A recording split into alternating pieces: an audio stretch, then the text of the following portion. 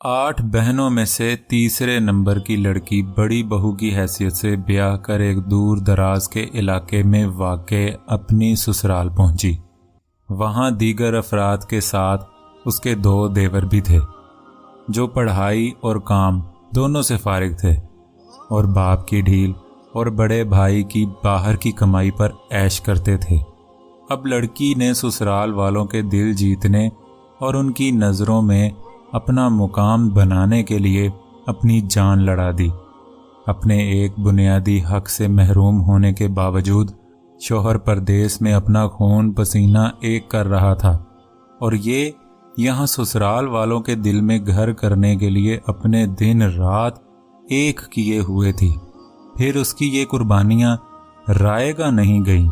2-4 बरसों बाद ही वो इस लायक हो गई कि उसने अपने सास ससुर से अपने दोनों देवरों के लिए अपनी 2 छोटी बहनों के रिश्ते की बात की। उन्हें भला और क्या चाहिए था, वो तो वैसे ही इस पर 100 जान से फिदा थे और उनका यही ख्याल था कि उसकी बहनें भी इसी की तरह मेहनती और सुगड़ होंगी। फिर कहीं और टांग फंसाने और रिस्क लेने से अच्छा है कि बाकी दोनों बेटों का भी इसी घर में रिश्ता तय कर दिया जाए। वो राजी हो गए। फिर ये लड़की अपनी दोनों बहनों को बहुत धूमधाम के साथ अपनी देवरानियां बनाकर ले आई और महीना भर तक उन्हें पलंग से पैर भी नीचे ज़मीन पर न धरने दिया, अगरचा खुद उसके छोटे छोटे बच्चे थे। फिर खीर पकाई की रस्म अंजाम पाई। दावतें सावतें भी अपने इख्तिताम को पहुंची, मगर 9 ब्याहता जोड़ों का हनीमून बदस्तूर जारी रहा। दिन चढ़े तक और छुट्टी वाले रोज़ 12-12 बजे तक उनके कमरों के दरवाजे खुलते नहीं थे। ये नाश्ता बनाकर दोपहर के खाने की तैयारी में मसरूफ़ होती थी तो वो कमरों से बरामद होते थे और गुसल खाने में गरूब हो जाते थे। सास का ख्याल था कि ये बहनों बहनों का आपस का मामला है, वो खुद ही मैनेज कर लेंगी, मगर बड़ी बहन इस मामले में बिल्कुल ही मिट्टी का मादू निकली। छोटी बहनों को घर के निज़ाम का हिस्सा बनाने और उन्हें अमली ज़िंदगी में साथ लेकर चलने की बजाय उन्हें उनके हाल पर छोड़ दिया। पीछे से भी कोई तरबियत नहीं हुई थी।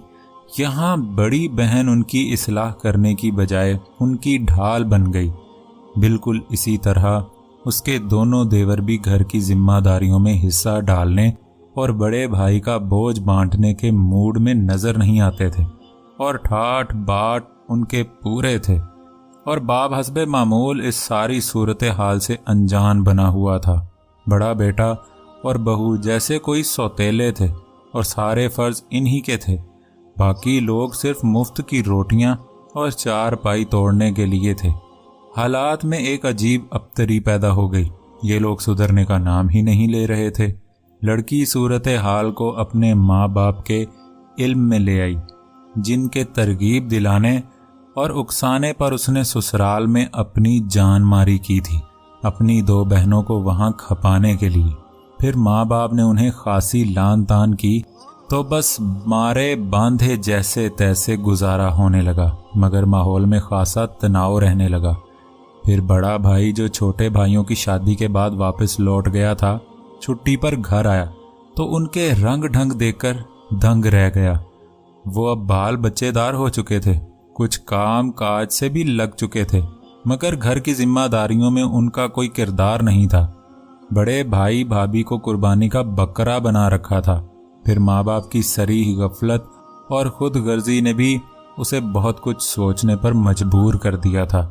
उसने अपनी बीवी का किचन और पोर्शन अलहदा कर देने का मुतालबा कर दिया। माँ बाप ने उसे अपना बोरिया बिस्तर समेटकर घर से निकल जाने का हुक्म दे दिया। वो घर जिस पर उसने अपनी जवानी के सारे सुनहरे कीमती साल कुर्बान कर दिए थे, खुद अपने लिए कुछ किया ही नहीं था और इस दौरान उसे एक हल्का हार्ट अटैक भी आ चुका था। हाथ पल्ले कुछ था ही नहीं, जो कमाता था वालिदैन के हाथ में दे देता था। बीवी को भी उनका दस्ते नगर बना रखा था, लिहाजा उसके हाथ भी कोई जमा पूंजी नहीं थी। खैर वक्त अभी हाथ से निकला नहीं था और वक्त से ही इन दोनों की आंखें भी खुल गई थीं। उन्होंने मज़ीद बेवकूफ़ ना बनने का फ़ैसला कर लिया और ज़िंदगी को नए सिरे से शुरू करने के लिए कमर बांध ली। और जाहिर है कि ये काम इतना आसान भी नहीं था। ज़िंदगी के बरस हा बरस मेहनत मशक्क़त करते हुए गुजार देने के बाद खाली हाथ फिर 0 पॉइंट से स्टार्ट लेना, खून के रिश्ते खून चूस लेने के बाद जब आपकी कमर में खंजर भी घोंप दें तो संभलना आसान नहीं होता।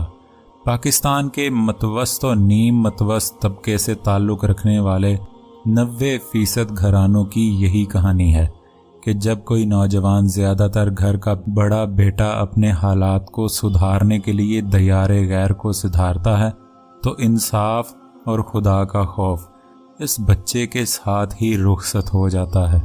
आपका इस बारे में क्या ख्याल है? कमेंट बॉक्स में ज़रूर अपनी राय दें। वीडियो को लाइक करें और चैनल को सब्सक्राइब करें। नेक्स्ट वीडियो के साथ मिलते हैं। अपना ख्याल रखें। अल्लाह हाफिज़।